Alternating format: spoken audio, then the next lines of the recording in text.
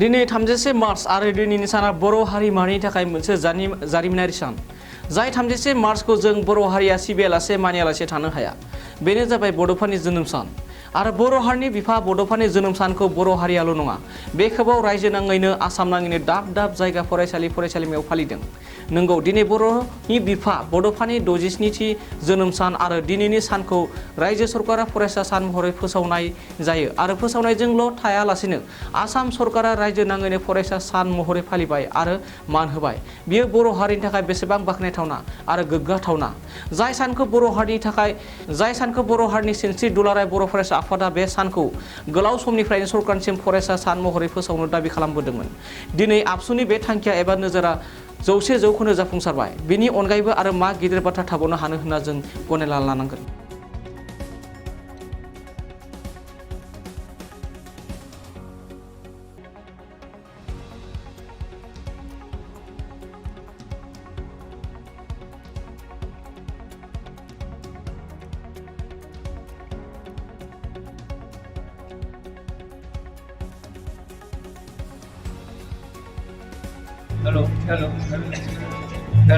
Hello.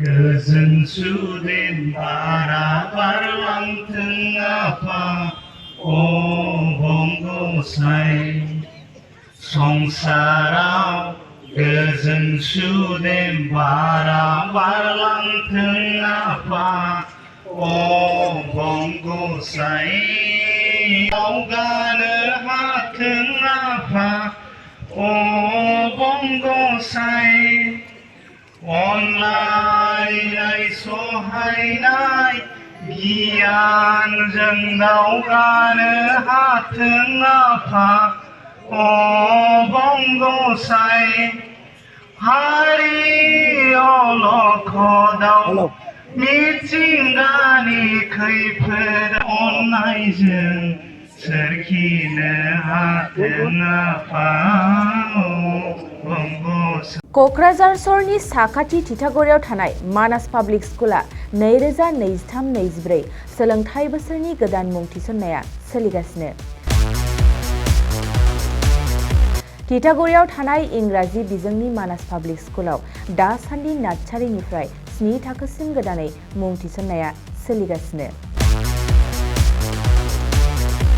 बे फरायसालियाव गुन गोनां सोलोंथाइ होनायजों लोगोसे फरायसाफोरनि थाखाय दं मोजां खाबुफोर। थाखो फोरोंथायनि अनगायैबो yoga classes, basic computer education, English speaking skills, maths and science projecting, highly experienced faculty आरो स्मार्ट क्लासेसनि खाबुफोर दं। बेजों लोगोसेनो बे फरायसालियाव हौवासा आरो हिन्जावसानि थाखाय आलादा हस्टेलबो दं। गोसो गोनां बिजाथिफ्रा थिथागुरिनि मानास पाब्लिक स्कुलाव मुं थिसन्नोब्ला नैबे मबाइल नाम्बार 6000853288 एबा 8638167582 आव कल खालामनानै स्लट लानो हागोन।